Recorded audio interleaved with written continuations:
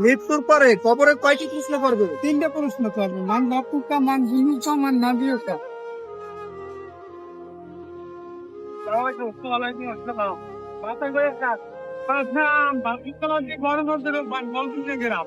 এখন এই মোটরের যুগে পেট্রোল মাইরে গাড়ি চালায় না, আপনার স্বাস্থ্যের অবস্থাও তো খুব একটা ভালো না। তো কষ্ট হয় না? ভাই কষ্ট হয়, আর করার কি আছে? হাতে অসুবিধা, টাকা পয়সা নাই। ফ্যামিলিতে আছে কয়জন?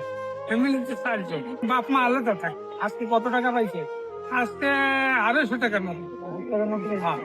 আড়াইশ টাকা ভয়। আর পড়ার কি আছে? আর আল্লাহ দাবাই রাখছে, তা আল্লাহর খেলা সব। 2.5 বছর আচ্ছা, আপনাকে আমি 5টা প্রশ্ন করবো, 5টা প্রশ্ন দিতে অ্যান্সার দিতে পারেন। প্রত্যেকটা প্রশ্ন 100 টাকা করে পাবো। 5 অক্ষ থাকলে ভয় করো সরকার ঘরে। মাশাআল্লাহ মাশাআল্লাহ। ইসলামিক দৃষ্টিকোণ থেকে জাতির পিতা, জাতির পিতা আদম আলাইহিস সালাম, জাতির পিতা ইব্রাহিম আলাইহিস সালাম। মাশাআল্লাহ, মাশাআল্লাহ। এই জানাজার নামাজের কথা একটা কি? এ তো দেখছি পুরো একদম ইসলামিক কন্টেন্ট, তাই না? মৃত্যুর পরে কবরে কয়টি প্রশ্ন করবে? তিনটে প্রশ্ন করবে, মান বাপুকা, মান জিনুকা, মান নাবিয়কা। মাশাআল্লাহ, মাশাআল্লাহ। এই একশো। আমাদের সর্বশেষ নবী কে?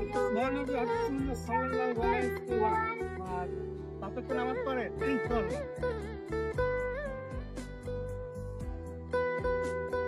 দর্শক, এই ভাইটি আসলে হাতের অবস্থা খুব মানে একটা ভালো না।